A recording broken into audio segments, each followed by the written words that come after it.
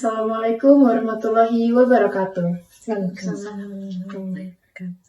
Hari ini saya, Dia Citra Yuningkias Yoga, bersama rekan saya, Tri Mulyani, akan mewawancarai seorang tokoh yang sangat luar biasa. Beliau ini merupakan seorang penulis, penyair, penggiat budaya atau sebagai owner Rumah Budaya HMA, dan juga seorang pebisnis. Baik, langsung saja kita berkenalan dengan tokoh yang sangat luar biasa tersebut. Selamat siang Ibu Halimah Munawir. Bagaimana kabar Ibu pada hari ini? Selamat siang semuanya. Alhamdulillah kabarnya sehat ya. Selalu semangat. Setelah kami ketahui bahwa hari Sabtu kemarin Ibu telah menyelenggarakan acara giat seni budaya di Rumah Budaya HMA. Nah, itu milik Ibu sendiri. Nah, bagaimana kegiatan tersebut dan apa kesibukan Ibu akhir-akhir ini? Saya bagaikan air yang mengalir saja. Mungkin saya ceritakan dulu ya, bahwa kegiatan kemarin itu sesungguhnya adalah lanjutan daripada kegiatan tahun lalu 2023 itu memang Rumah Budaya HMA yang terletak di Jalan Pekancilan, Megamendung, Puncak Bogor itu ingin mengentaskan embrio kolaborasi antara musik modern dan musik etnik tentunya. Sebagai rumah budaya tentu kami mempunyai visi misi untuk mengedepankan budaya kita sendiri, terutama budaya Sunda, di mana memang letak daripada Rumah Budaya HMA itu di Sundanis. Alhamdulillah kemarin Rumah Budaya HMA berkolaborasi dengan IBF, sang presidennya sendiri yang hadir yaitu Bapak Hari Toledo untuk mengkolaborasikan antara musik modern khususnya jazz dan musik etnik yang dibawakan oleh grup Sajiwa.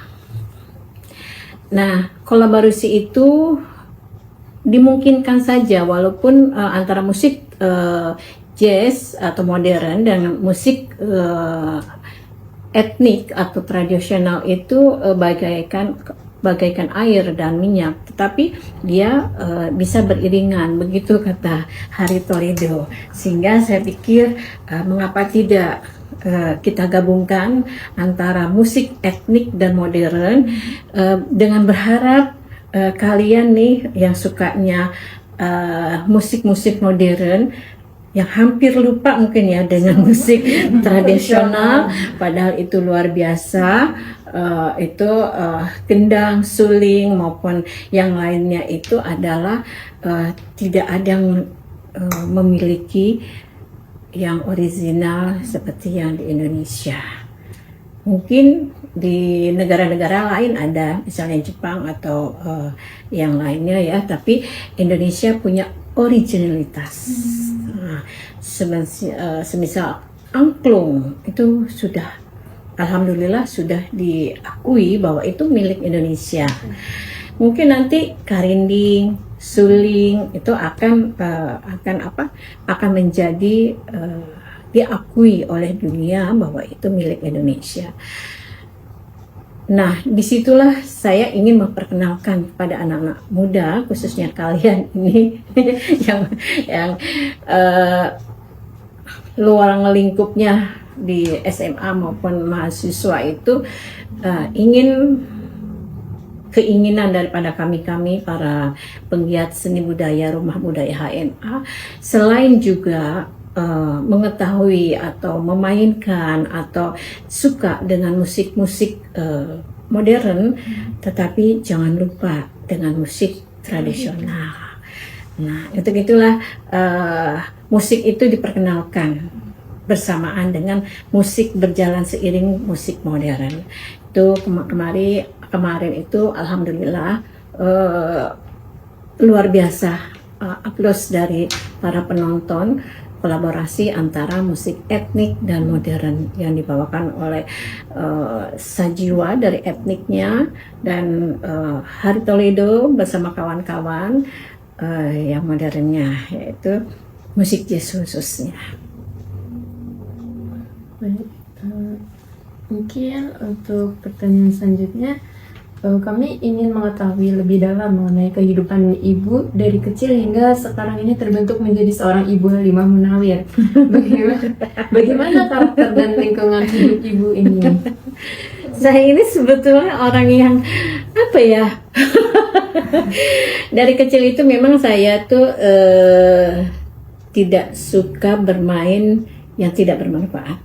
Nah, jadi dulu saya pernah loh ketika orang tua saya itu, kenapa saya menjadi pembisnis, karena memang dulu orang tua saya juga pembisnis, walaupun mungkin kecil ya, ya sebagai di bidang apa, mami saya di bidang restoran kali ya, warteg begitu, tapi juga menjual berlian, tapi door to door gitu ya. Lalu orang tua saya papa saya sendiri juga sebagai membuka bengkel gitu ya. Jadi otak bisnis itu memang sudah ada dari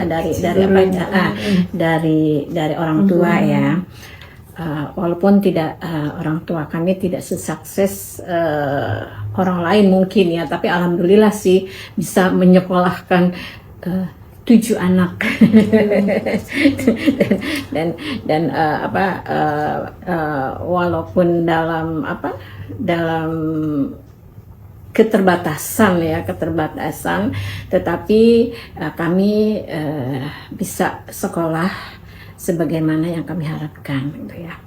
Kami ada 7 bersaudara dan saya orang yang tadi selain tidak suka melakukan hal-hal yang tidak bermanfaat, sehingga saya kurang banyak teman.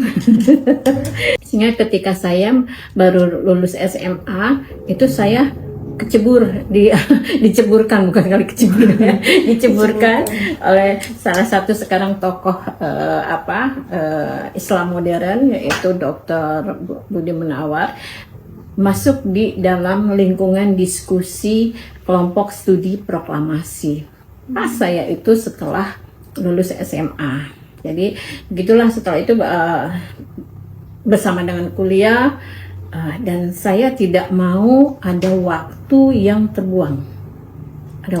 Jadi lingkungan saya lingkungannya laki-laki, tapi yang untuk untuk maju lah ya. Kita diskusi di dalam kelompok studi proklamasi. Waktu itu hanya ada 2 perempuan, yang lainnya laki-laki. Satu saya, satu lagi Dr. Nazrina Zuliani. Kuliah saya pun di lingkungan laki-laki, hampir 90% kali ya. Saya di sekolah tinggi STF Dria Karah, yang di Cemara Putih ya. Nah itu dari sekian mahasiswa yang perempuan itu cuman 2 atau 3 ya. Suster saya juga sampai lupa namanya, suster, mohon maaf ya mungkin kalau masih ingat saya. Halimah Munawir. Nah ada suster satu dari paroki, lalu saya nyaris hanya berdua. Saya beragama Islam dan satu lagi suster ya, Katolik ya. Jadi itu kita hanya 2 lagi tuh di fakultas itu. Saya ambil psikologi sosial. Nah, lagi-lagi saya lingkungan mayoritas laki-laki ya. Jadi diskusi laki-laki, ini juga laki-laki. Nah, ketika kecil juga saya sukanya itu kalau anak-anak itu yang perempuan itu biasanya main Barbie gitu ya. Saya nggak suka. Berbeda memang, saya nggak suka itu. Jadi saya suka hal-hal yang memang membuat pemikiran saya terbuka. Oh itu ya, oh ini, oh itu gitu. Jadi memang sejak kecil itu saya terbentuk itu beda dengan kakak-kakak saya gitu ya, dengan adik saya. Saya lebih orang apa sih? Lebih ini ya, apa yang berani melakukan sesuatu yang memang menurut orang itu nggak mungkin bisa dilakukan gitu ya. Sampai waktu saya kuliah di STF pun, dalam tanda kutip ya, Bapak Johan Effendi sebagai bapak ideologis kami di KSP, nah itu memberikan wawasan kepada saya gitu ya, bahwa sesuatu itu ya harus mengetahui kalau memang sesuatunya itu harus kita harus melakukan, harus tercebur kepada sesuatu yang memang perlu dikulik gitu ya. Gimana ya ceritanya ya? Jadi kalau STF itu kan tentang filsafat ya, kan masih dalam apa ya, kalau orang-orang yang dulu, mohon maaf kalau mungkin orang tua saya masih konservatif dan tidak mau saya menakutkan, bukan tidak mau, menakutkan kalau jangan-jangan saya ini berpindah agama, karena kebetulan STF itu mayoritasnya beragama Katolik ya. Di situ saya ya perempuan satu-satunya yang Islam gitu ya. Jadi insya Allah saya bilang saya justru ingin mengetahui perbedaan antara Al-Quran dan kitab Injil gitu ya. Nah itu dan memang kalau khususnya ya Alkitab lama itu yang Injil itu hampir ada kemiripan dengan Al-Quran. Itu saya bahas, dan tapi ternyata di dalam Al-Quran itu lebih meyakinkan saya, bahwa dalam Al-Quran itu meyakinkan saya bahwa memang itu adalah sebuah kitab suci yang sudah komplit ya, untuk mengikuti peradaban gitu ya. Dan apa yang dikatakan dalam Al-Quran beberapa abad yang lalu ternyata masih berlaku sampai sekarang. Itu yang membuat keyakinan saya tidak tergoyahkan walaupun saya berada di lingkungan Katolik ya. Di antara teman-teman saya juga support aja, mereka prater loh tapi saya beda gitu ya, kan nggak ada masalah gitu ya. Jadi fine aja, kita saling menghargai gitu ya. Jadi sampai sekarang juga masih ada prater yang bersahabat dengan saya.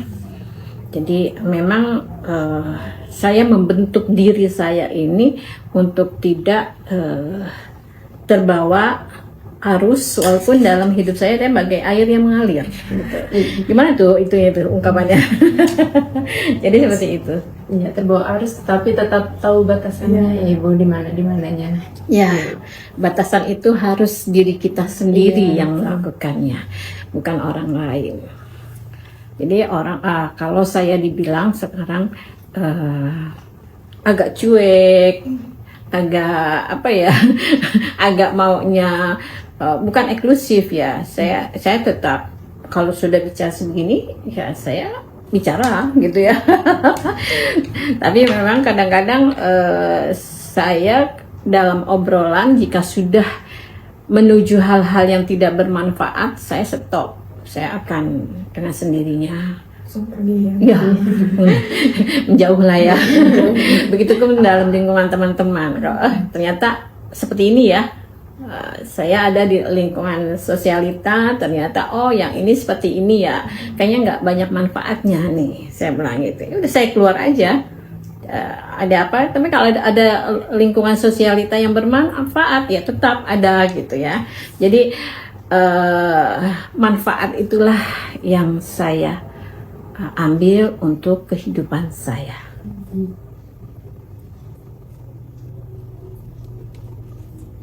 Ibu berhasil menginspirasi perempuan Indonesia nih Bu. Nah, di mana Ibu menjadi seorang ibu rumah tangga, yakni sebagai seorang istri dan juga seorang ibu yang baik. Ibu juga merupakan seorang pebisnis. Nah, sebelum Ibu terjun ke dunia bisnis itu, Ibu merupakan seorang jurnalis. Serta pegiat seni dan budaya, bahkan hingga saat ini. Mengapa pada saat itu Ibu memutuskan untuk menjadi seorang sastrawan, Ibu? Sebagai ibu rumah tangga tentu saya konsisten ya. Saya menulis itu ketika mereka masih tidur. Yaitu saya bangun jam 3 setelah sholat tahajud dan sholat subuh, baru saya menulis.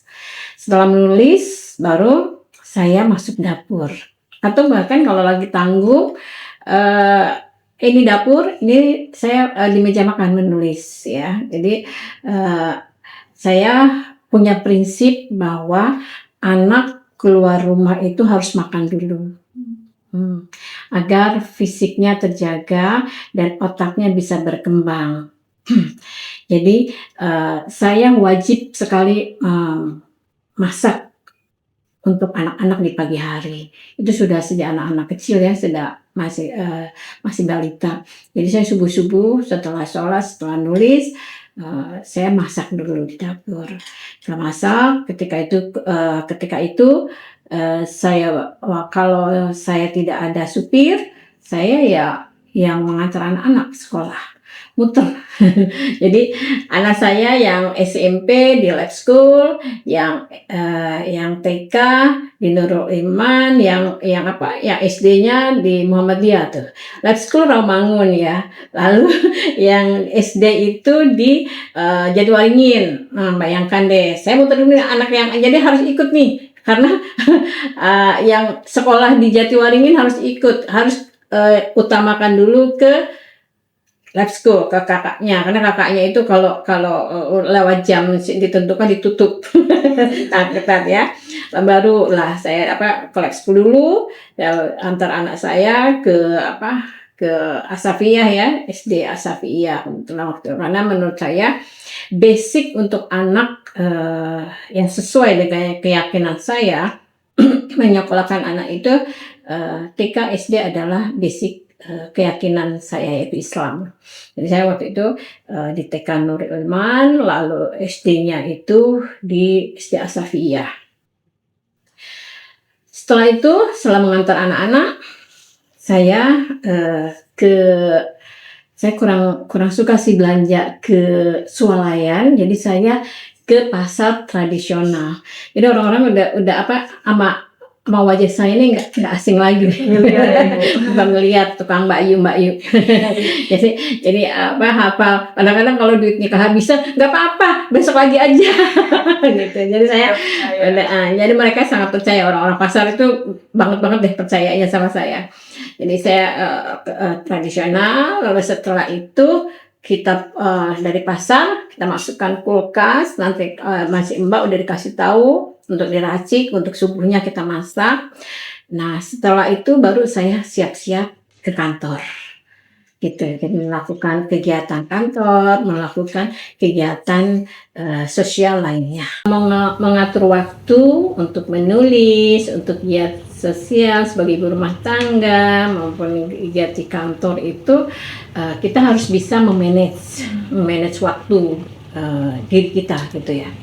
Kalau tadi saya untuk menulis setelah sholat subuh, lalu bukan berarti saya baru mendapat baru menulis ketika subuh. Jadi saya ketika saya jalan atau bertemu kamu gitu terinspirasi, saya harus udah notes sudah saya tulis. Nah, direkapnya baru subuhnya gitu. Dan biasanya notes saya itu kan cuman sebaris 2 baris. Kalau subuh nanti jadi lancar ya. Inspirasinya itu lebih kalau subuh itu kan tenang ya. Jadi dia memberikan inspirasi yang banyak kepada saya untuk melakukan tulis menulis. Jadi gitu, seperti itu. Kalau saya suka cerpen dan saya jahit cerpen menjadi novel, itu biasanya saya ada cerita nih. Saya sambung-sambungkan dulu ya. Saya buat sup. Nah, kadang-kadang saya buat dijadikan cerpen dulu, tapi nanti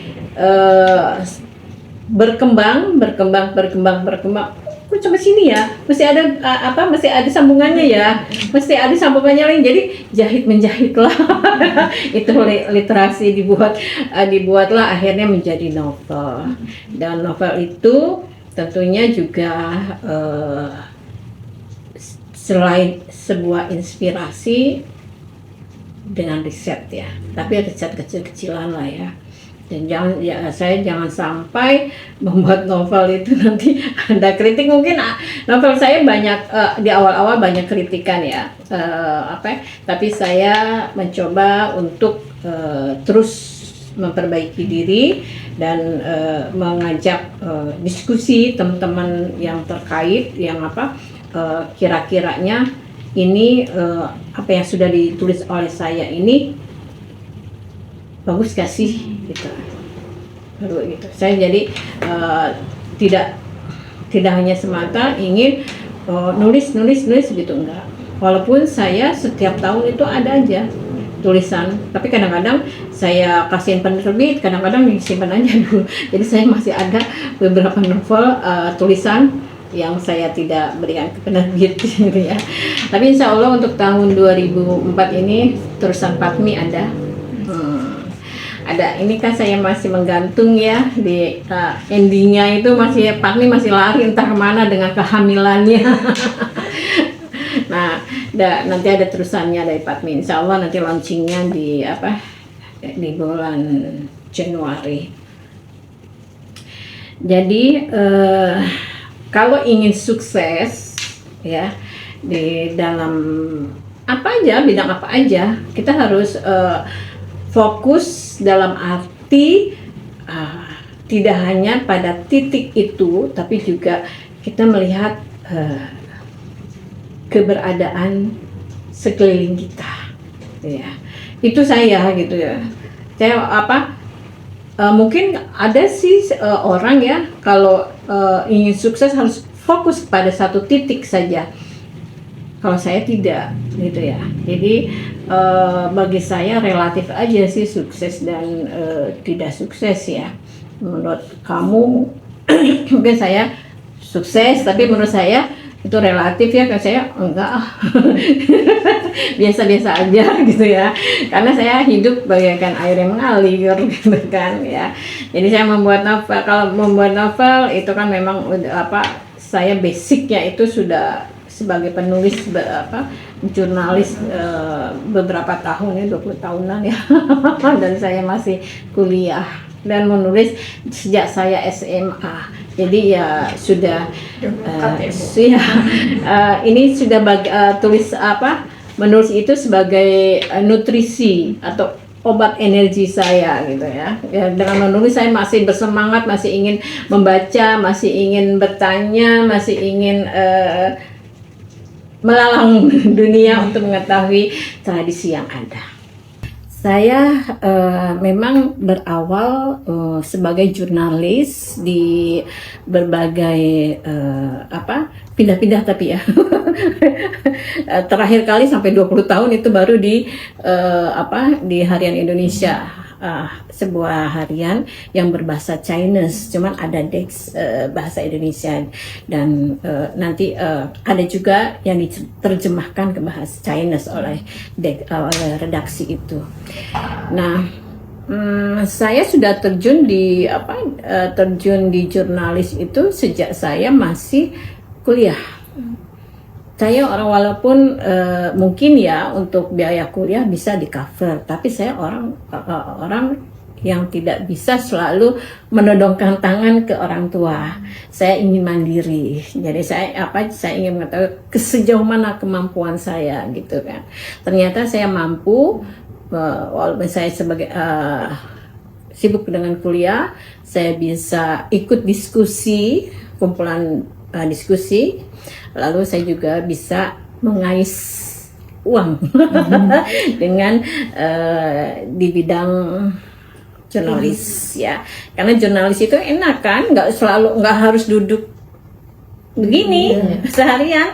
Kita kita di lapangan, dan di lapangan itu kita bisa memanage gitu loh. Makanya saya kuliah jam ini sampai jam segini, saya janji aja jika mau wawancara, saya bisa wawancara jam sekian, bisa nggak gitu. Jadi seperti itu, kita mau manage waktu aja. Jadi berkejar-kejaran tanpa salah satunya itu dikorbankan gitu. Beriringan ya Bu, saling beriringan jalan keduanya. Iya, saling beriringan. Misalnya kalau harus ada tapi kadang-kadang ya ada mata kuliah yang siang, sementara saya harus pagi-pagi ini harus wawancara dengan seorang, ya kadang-kadang juga suka tidur nih. Maaf Romo Agus, saya pernah sedang ada kuliah membahas sastra ya. Saya ketiduran, tapi alhamdulillah ketika ditanya kamu sudah punya puisi, sudah, karena saya sambil tidur pun bisa nulis. Pernah dia ketika kuliah itu. Jadi memang background saya itu sebagai penulis, sebagai jurnalis ya. Jadi apa aja yang saya tulis. Kebetulan waktu itu saya pernah ditugaskan di bidang olahraga, juga di bidang success story gitu ya, terus di bidang sastra, bahkan juga pernah loh jadi sebagai mak comblang atau rubrik jodoh. Saya sebagai jadi apa aja kalau di redaktur saya mengatakan, Halimah ini kamu isi ini ya. Why not? Kenapa enggak Kak? Aku bisa kok. Selalu bersedia ya Bu. Selalu siap komandan. Itu bagaikan seorang abri ya. Siap ditempatkan di mana saja. Dan itu luar biasa dulu waktu saya. Jadi saya mengetahui, karena kebetulan juga saya mempelajari psikologi sosial, saya jadi mengetahui kehidupan masa remaja itu seperti apa sih dari rubrik konsultasi remaja bersama Mbak Halimah. Itu di Harian Indonesia tahun berapa ya, lupa saya, tahun 80-an lah gitu untuk saya. Nah, kalau menulis itu saya itu sejak SMA itu saya mulai ngejos. Artinya ngejos karena biasa SMA tuh udah mulai pacaran ya. Biasa ya. Saya udah punya pacar waktu SMA itu. dan ya kebetulan kadang putus sambung atau putus goodbye atau ini, jadi saya tulis. Tapi karena saya kan takut malu ya, waktu SMA kan masih malu-malu ya. Jadi saya menulisnya itu dibalik. Misalnya kan huruf itu A, B, C, D, E, F, G gitu kan. Saya balik Q, R, S, T sampai A. Ujung jadi A justru di belakang gitu. Jadi orang bisa tahu tulisan saya. Bukunya saya simpan, tapi saya lupa lah naruhnya di mana, sudah puluhan tahun ya. Itu jadi seperti itu. Dan saya mulai menulis itu di majalah Dinding dulu ya, tapi dengan nama samaran. Ya, nama saya di waktu itu di majalah Dinding itu Kencana. Lalu ketika saya jadi jurnalis juga saya pakai nama inisial ya, CH, Cempaka. Tapi saya ketahuan tuh sama almarhum Rima Melati, kamu ini nama CH Cempaka nama bohong ya. Ketika saya wawancara beliau waktu itu, tahu aja tante, saya bilang gitu. Iya, namamu siapa? Nama saya soalnya Halimah, katanya. Itu nama oh bagus. Jadi CH aja nama saya, maksudnya Cempaka Halimah gitu ya. Cempaka suka aku pakai dengan bunga cempaka gitu kan. Jadi Cempaka aja. CH itu Cempaka Halimah. Itu saya menulis tentang beberapa artis maupun tentang olahraga, nano-nano aja lah. Jadi ya apa aja gitu ya. Nah, saya tertarik bidang sastra itu ketika saya tergugah ya dengan giat daripada almarhumah Ibu Muriati Sudibyo. Oh, saya luar biasa tuh, saya salut sama beliau. Nah, sehingga saya ketika anak saya Widodarini atau siraman gitu ya, beliau saya undang hadir. Saya sangat salut pada beliau, itu orang pertama yang menjadikan orang Indonesia itu mau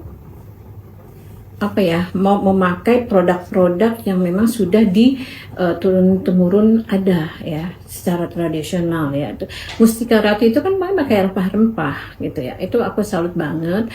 Jamunya juga, jamu singset, jamu itu ya.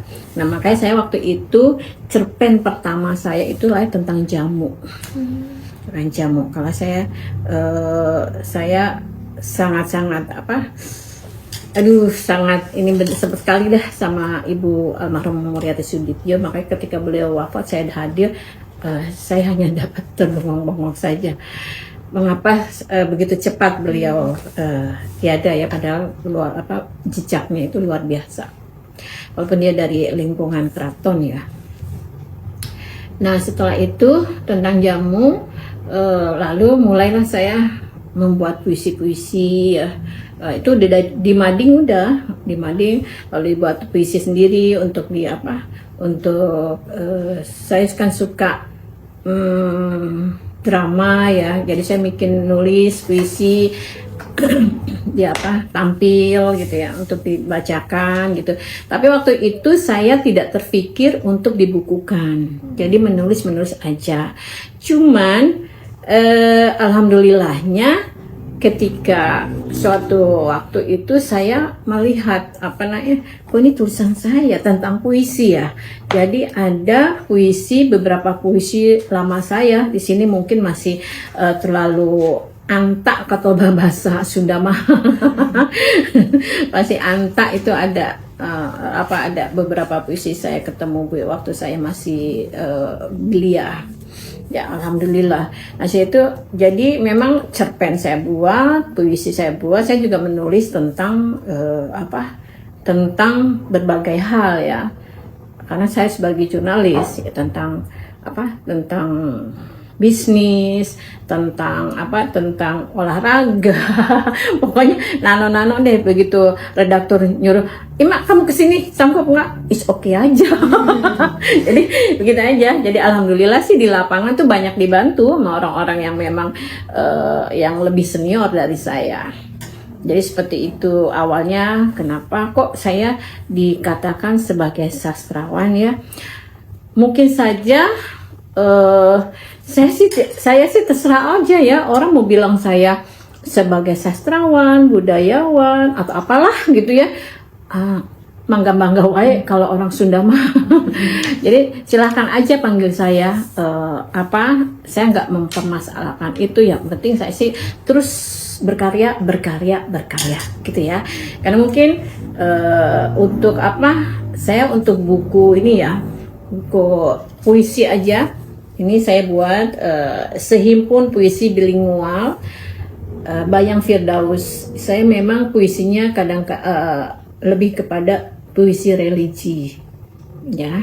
Jadi saya nulis ini, lalu ada berbagai kalau dilihat dari Cakra Dunia itu juga saya puisinya puisi religi, maupun di video-video itu saya juga membacakan langsung. Nah, itu yang religi. Tapi kalau untuk novel ini yang udah dibuka ya. Kalau yang untuk novel saya lebih mengangkat seni budaya dan memberi motivasi kepada pembaca. Ya mungkin saya waktu itu The Sinden, novel saya pertama itu melawan arus, karena waktu itu sedang top-topnya novel tentang apa sih, anak muda, apa ya, lupa saya tuh, dia tentang top-topnya namanya lupa saya, pokoknya bukan tentang novel pop lah ya waktu itu. Tapi saya menciptakan melawan arus, yaitu The Sinden. Saya berpikir saya tidak mengutamakan profit, tetapi bagaimana agar orang baca gitu aja. Jadi bisa saya mengangkat budaya waktu itu, The Sinden, tentang sinden, cuman saya ambil jalur yang lurus. Dan hasil dari riset kecil-kecilan dengan teman-teman saya. Nah, alhamdulillah justru ya menurut saya buku-buku yang yang berlatar belakang seni budaya itu sangat dibutuhkan sama mahasiswa ya, karena The Sinden itu sampai sekarang masih dijadikan literatur atau yang untuk kebutuhan mereka membuat paper. Saya coba searching, ternyata ada terima kasih ada anak SMK juga membahas tentang The Sinden. Lalu juga ada di berbagai mahasiswa juga. Saya terkejut juga sih, padahal saya waktu itu melawan arus ya, tapi ternyata ada juga yang membaca yang dijadikan sebagai latar belakang untuk skripsi mereka, untuk untuk membuat sebuah event drama dan sebagainya. Sehingga saya berpikir bahwa menulis itu ingin yang memberikan manfaat bagi anak bangsa. Jadi saya tidak untuk dalam hal ini yang mengikuti tren. Saya tidak mau terbawa arus tren. Tidak. Ketika misalnya ya tren sekarang misalnya tentang membicarakan tentang hal A gitu ya, saya tidak mau ikut-ikutan biarin aja mereka ngetren gitu ya. Tapi saya punya visi misi dalam menulis. Jadi ada juga novel saya Sahabat Langit misalnya, itu pun sebetulnya adalah memotivasi untuk agar anak-anak tidak terbawa arus untuk budaya tawuran, karena dulu tawuran itu sering gitu ya, sangat marak ya. Marak sekali. Bahkan saya mengalami nih, saya naik mobil, anak-anak berantem, anak STM 5 ya, STM 3 atau STM 5 dengan anak SMA. Dia naik ke mobil saya, dia perangnya di atas mobil saya gitu. Itu gregetan juga ya. Nah, di atas mobil saya dia main bedik perang-perang begitu ya. Akhirnya dari situ saya terinspirasi untuk membuat buku Sahabat Langit yang memang mengupas tentang kenakalan remaja. Apa sebabnya sih, mengapa dia nakal sih, gitu kan? Nah, saya kupas di situ bahwa intinya bahwa apa yang dilakukan mereka itu adalah solidaritas terhadap teman, kurangnya perhatian orang tua, juga egositas yang ada. Gue hebat loh, padahal sih belum tentu hebat, tapi dia ingin menunjukkan bahwa dia hebat, bisa gebuk orang, pada itu dosa, gebuk orang gitu ya, misalnya seperti itu saya buat. Atau tentang sucinya cinta Sungai Gangga, itu tentang dua budaya, antara budaya Indonesia dan budaya India. Nah, yang terakhir kali ini saya Padmi. Saya juga melawan arus ya. Mungkin sudah pernah juga ada ya novel tentang tari, tentang ini ya. Tapi saya lebih mendetailkan kisi-kisi atau SOP atau apa yang ada. Jadi ini bisa menjadi bahan pembelajaran pembelajaran mahasiswa sebetulnya loh ini. Jadi saya menulis bukan hanya menulis untuk untuk ikut tren-trenan, menulis bukan hanya sekedar menulis begitu saja, tapi saya ingin bahwa tulisan saya itu bermanfaat. Nah, kan kata Ustadz saya, kalau buku kita dibaca orang yang memberikan manfaat akan memberikan pahala pada kita. Seperti itu. Mungkin tadi kan sudah membicarakan terkait karya-karya Ibu berupa novel, terus juga puisi. Mungkin sekarang kami akan membahas terkait rumah budaya Ibu, rumah budaya MA. Jadi kan tadi di awal Ibu sudah mengatakannya bahwa Ibu tuh membangun rumah budaya MA karena ingin memperkenalkan dan melestarikan alat musik tradisional kepada generasi kami ini. Kemarin acara kemarin tapi visi misi saya sebetulnya bukan hanya itu. Bukan hanya ingin menyatukan musik-musik tradisional dengan musik modern, tidak. Karena jadi gini, sebetulnya rumah budaya itu dulunya adalah villa daripada keluarga biasalah ya. Kami berangan karena sumpek di Jakarta misalnya bisa ada tempat di tempat yang sejuk gitu ya. Tapi ternyata keluarga saya tidak suka seperti itu gitu ya. Jadi hanya setahun sekali, itu juga kadang-kadang bahkan 3 tahun sekali baru gitu. Kan sayang ya. Saya sebagai yang suka bergiat di bidang budaya, akhirnya sudah bagaimana nih, saya bilang sama keluarga, villa ini jadikan rumah budaya saja, gitu kan. Jadi tapi kita tetap bisa menginap di sana, gitu. Akhirnya waktu itu terinspirasi ketika terjadinya tahun 1918 ketika terjadi maraknya berita-berita tentang kawin kontrak ya kalau nggak salah dulu ya. Kawin kontrak. Akhirnya saya membuka, awalnya bukan rumah budaya ya, tapi hanya sanggar biasa. Saya memberikan pelatihan kepada sekitar villa saya, dulu namanya Sanggar Aksi ya, kepada pada remaja-remaja sekitar saya dengan maksud dan tujuan mereka terbuka wawasannya untuk tidak menjadi korban kawin kontrak atas oknum-oknum yang memang bergerilya di sana gitu ya. Karena saya di sana itu bagaikan benang kusut ya, itu oknum susah diberantas. Jadi waktu itu ya, apalagi waktu itu tuh saya sangat menyayangkan sekali tuh Wapres kita sendiri mengatakan bahwa kawin kontrak itu bisa memberikan keturunan yang bagus. Enggak juga kali. Gen, maksudnya memberikan gen keturunan yang bagus. Ya, mau di dalam segi apa dulu bagusnya gitu kan.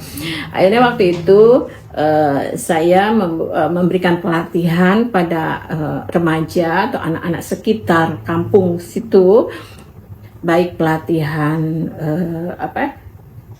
film, karena kebetulan ada seorang penggiat aktivis. Dia aktivis tapi dia juga seorang sutradara atau seorang yang bergelut di bidang perfilman. Akhirnya bergabung dengan kita untuk memberikan pelatihan itu. Lalu saya juga mengadakan pelatihan membatik ya, membatik, lalu gending, lalu angklung ya. Jadi di sana menjadikan giat untuk seni dan budaya. Seiring waktu tahun 2015 kalau nggak salah, saya mulainya di sana tuh 2010 kalau nggak salah. 2015 akhirnya karena banyak dari luar juga pengen belajar tentang budaya kita, khususnya Sunda. Saya terbuka hatinya kalau gitu, sanggar ini diperluas cakupannya menjadi rumah budaya. Artinya rumah budaya, artinya di situ ada untuk giat kebudayaan gitu ya. Bukan rumah budaya misalnya di situ tuh ada rumah abaya, ada rumah Minang, atau ada seperti itu kan udah ada di Taman Mini gitu ya. Rumah joglo enggak gitu. Itu kan udah ada di Taman Mini. Jadi rumah budaya HMA itu adalah untuk giat seni dan budaya. Jadi sana ada nano-nano, ada bisa belajar melukis atau pameran di sana. Ada juga bisa kita mengadakan tari-tarian, latihan tari di sana, ada ikut tarian gending dan sebagainya. Waktu itu sih semua mandiri ya, sampai sekarang sih hampir mandiri. Belum ada perhatian dari pemerintah untuk memajukan, sehingga saya masih mandiri, saya masih terseok-seok, dan itu ketika tahun 2015 itu mulai berpikir untuk dijadikan rumah budaya sebagai giat seni dan budaya, maka dengan sendirinya kita mengadakan event tari, pameran dan sebagainya. Tidak hanya fokus kepada memberikan pelatihan atau memberikan pendidikan kepada anak-anak sekitar, tapi mereka tetap diberdayakan di situ ya. Jadi akhirnya jadilah itu dari luar juga suka berlatih angklung di rumah budaya, dia suka berlatih tentang budaya Indonesia dan melukis, dan yang terakhir tentu kemarin ya kolaborasi musik etnis dan modern. Sebetulnya sih ya, di situ bukan saya mau serakah dalam bidang hal,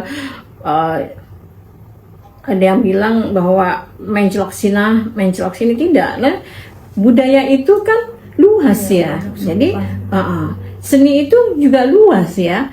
Gitu, bukan hanya fokus menulis saja atau menjadi sastrawan, biar dibilang sastrawan ya. Tidak. Saya bagaimanapun budaya itu luas, seni itu luas. Jadi apa aja yang mencakup yang namanya seni budaya ya ada di rumah budaya. Begitu. Karena itu saya juga menulis, saya juga berpuisi, saya juga kadang juga ikut eventnya gitu kan mengkondisikan diri menyesuaikan ruang lingkup yang ada gitu ya, bukan mengekspos untuk diri bukan, tapi menyesuaikan karena rumah budaya HMA bukan sebuah tempat budaya spesifik menunjukkan sebuah budaya, tapi itu sebagai giat seni dan budaya gitu. Jadi kalau kemarin tanggal 16 November adanya kolaborasi modern, musik modern dan etnik, itu juga pro dan kontra ada ya. Pro dan kontra ada. Artinya ada, kok ini biasanya berpuisi, sekarang kan itu bukan saya. Saya hanya memberikan sebagai fasilitasi, sebagai fasilitator, sebagai pemberi ide, sebagai pemberi fasilitas yang ada gitu ya. Nah akhirnya saya tapi saya mah cuek aja orang. Ibaratnya anjing menggonggong khalifah berlalu. Jadi saya tetap aja berjalan sesuai dengan sebagaikan air mengalir. Apa lagi? Ini kan Ibu sudah membangun rumah budaya HMI ini yang tadi dikatakan sudah 10 tahun ya, Bu, dari 2015. Nah, dari 10 tahun itu apakah ada hal yang paling berkesan gitu di Ibu? Bukan paling berkesan sekali, paling bersedih, menyedihkan. Ketika dampak pandemik itu ya, sangat tiarap kita. Sudah mandiri, nggak ada perhatian dari pemerintah. Ada pandemik pula gitu kan, COVID dari 2019 sampai 2003 itu masalah. Saya juga kena, keluarga kena, anak cucu, menantu, terus desa semua kena ya. Akhirnya itu tiarap selama 3 tahun, dan ketika bangun lagi yaitu dengan adanya Ngariung Budaya. Nah itu waktu itu kita mengadakan itu, dan sekarang sedikit demi sedikit ya mulai bergeliat lagi. Ya mohon doanya aja, mudah-mudahan aja sekarang sudah ada Kementerian Kebudayaan, kita dapat perhatian. Nah, sejauh ini kalau boleh kami tahu, apa tantangan Ibu dalam menghadapi membangun rumah budaya HMI ini untuk melestarikan budaya dan tradisi lokal yang ada di Indonesia, Ibu? Tantangan terbesar banyak sih. Karena saya ada di Jakarta, sementara itu kan memang khusus untuk rumah budaya ya, bukan tempat tinggal saya. Jadi kadang tantangan saya adalah penunggu rumah budaya itu sendiri tidak memahami betapa berharganya sebuah karya gitu ya.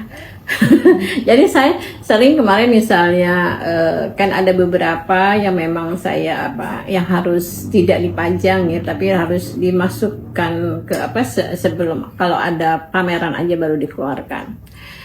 Seperti barang-barang yang sudah saya kumpulkan dari berbagai daerah itu ya, batik-batik hilang, terus juga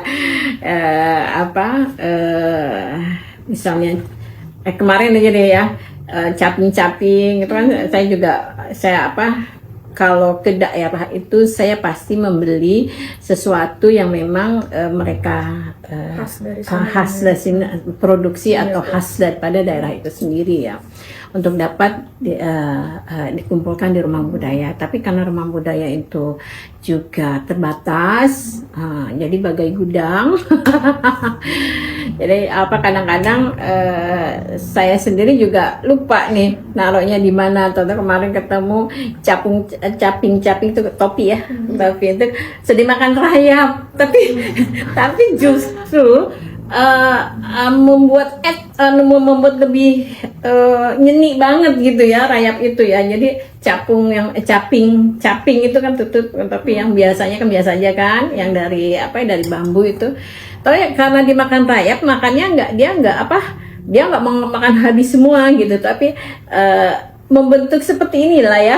Dibentuk-bentuk gitu. Jadi ada coraknya ya, ada coraknya. Jadi lah ya udah deh, saya gantung aja deh. Jadi tidak dibuang, saya gantung misal seperti itu ya. Karena tantangan saya itu adalah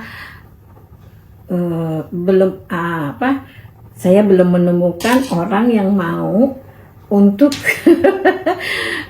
bersama bagaimana melestarikan atau mengelola bisa mengelola sih, artinya bukan mengelola ya, bersama-sama ya. Jadi iyalah bersama-sama menjaga seni budaya atau kreativitas craft yang ada di sana. Karena walaupun saya ada beberapa yang memang sudah membantu saya di sana, tapi mereka belum memahami nilai seni daripada yang saya miliki gitu ya. Seperti yang untuk numbuk padi ya, numbuk padi apa namanya? Lumpang dan alu sama apa tuh? Lumpang ya, lumpang dan alu. Aduh, saya nyarinya tuh jauh loh, sampai ke pelosok-pelosok. Di Sukabumi, bawahnya juga berat banget. Karena dia kan dari itu ya, dari kayu ya, panjang gitu ya. Tahu nggak sih? Karena sayanya kan jarang ke sana ya. Lah dia ditumpuk-tumpuk buat apa? Buat tempat rongsokan. Itu akhirnya artinya akhirnya ada yang saya selamatkan. Pokoknya ini nggak boleh ke apa dipindahkan. Saya taruh dia. Itu jelek, ibu udah jelek. Ya memang seni ya. Itu kan usianya itu udah mungkin udah seabad kali ya, karena sudah gumpal-gumpal, sudah dimakan rayap ada, tapi masih membentuk itu lumpang gitu kan. Itu justru menurut saya itu seninya di situ. Tapi dia ibu mah katanya barang-barang rongsokan kieu ditumpuk. Itu jadinya itu memang kenois mereka itu terhadap apa karya seni itu belum, orang-orang saya gitu ya, yang membantu saya khususnya untuk pengelolaan rumah budaya itu memang belum ada yang bisa membantu untuk sama-sama menjaga daripada hasil karya. Tapi kalau teman-teman yang kita juga punya komunitas rumah budaya, mereka sih tetap berkreasi. Artinya ini bukan mereka gitu, kreasi mereka sih bagus. Tapi ini orang-orang yang memang menjaga lah ya, menjaga rumah budaya itu, yang memang belum bisa memahami karena memang berlatar belakang bukan seorang seniman atau budayawan ya. Dia hanya sebagai melaksanakan tugas keseharian. Gimana Ibu melihat peran Rumah Budaya HMA ini untuk kedepannya, dan harapan Ibu untuk Rumah Budaya HMA ini sendiri bagaimana? Saya sih berharap Rumah Budaya HMA itu menjadi salah satu tujuan wisatawan yang ada di dalam maupun luar negeri yang cinta wisata alam. Karena letak daripada Rumah Budaya HMA itu adalah di tengah-tengah destinasi alam ya, puncak ya. Itu kalau macetnya luar biasa ya. Ya, mengapa tidak gitu ya? Mereka selain menikmati kuliner, selain menikmati keindahan alamnya atau kondisi yang ada gitu ya. Mereka juga dapat menikmati seni dan budaya gitu ya. Sehingga saya sudah mendaftarkan rumah budaya itu sebagai destinasi budaya di tengah-tengah destinasi wisata alam ya. Alhamdulillah sudah turun ya, untuk dijadikan sebagai destinasi budaya dan alam. Nah, makanya kita kemarin kan mengadakan selain tari-tarian, event-event. Nah itu juga untuk salah satunya menarik para wisatawan yang datang ke puncak itu juga mengenal seni dan budaya gitu ya. Insya Allah ya, mudah-mudahan kedepannya ini dengan sinergisitas dengan teman-teman yang ada di luar negeri maupun teman-teman kita yang memang konsisten dan ingin sekali mengembangkan seni budaya tradisional di Rumah Budaya HMA. Kedepannya itu memang kita mau adakan kalender untuk apa? Jadi mereka sudah tahu, bulan ini ada ini, bulan ini ada ini, bulan ini ada ini. Jadi mereka tidak hanya mengetahui sebuah event yang tidak pasti gitu kan.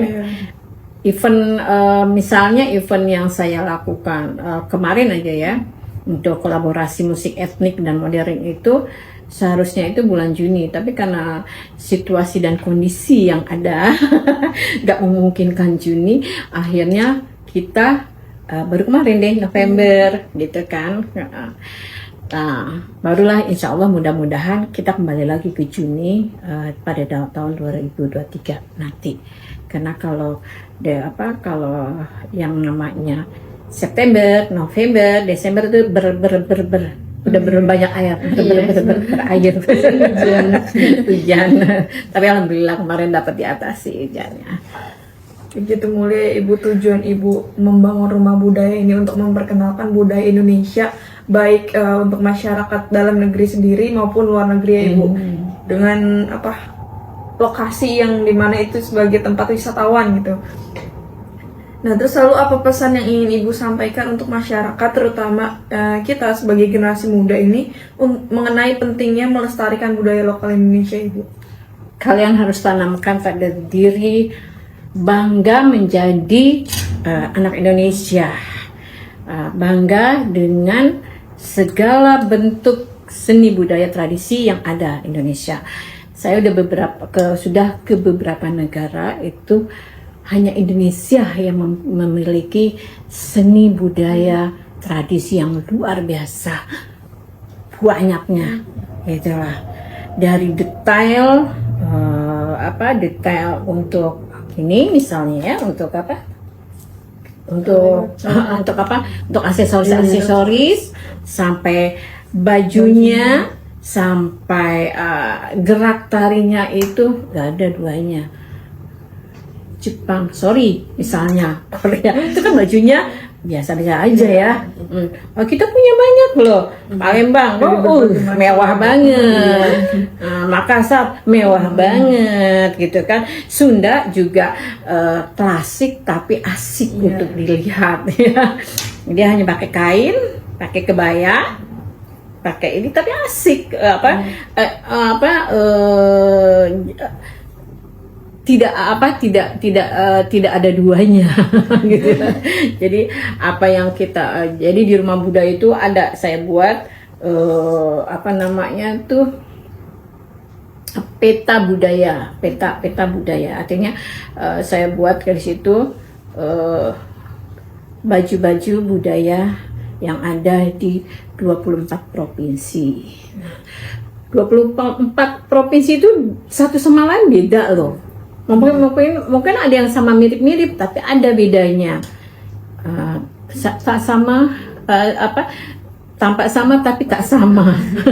Ada misal Jawa dan Sunda itu memang sama-sama pakai kebaya, sama-sama tapi beda di dalam bidang aksesoris, detailnya dalam bidang untuk hiasannya, itu berbeda. Jadi kamu harus bangga mempunyai tradisi budaya Indonesia yang luar biasa adiluhung. Pokoknya Indonesia oke deh budayanya. Terima kasih ya Ibu Halimah atas wawancara yang sangat menginspirasi ini. Kami berharap semoga rumah budaya HMA Ibu Halimah ini terus berkembang. Kemudian Ibu Halimah terus menciptakan karya-karya yang sangat luar biasa dan sangat menginspirasi banyak orang dan berbagai kalangan. Mungkin kami ucapkan terima kasih banyak yang sebesar-besarnya kepada Ibu Halimah. Saya juga terima kasih nih sama adik-adik, juga sama teman-teman saya yang selalu mendukung, yang selalu mempunyai jiwa seni agar seni tradisi Indonesia tetap menjadi legenda sampai anak cucu cicit kita, tidak untuk pembaharuan lebih dikembangkannya budaya yang ada.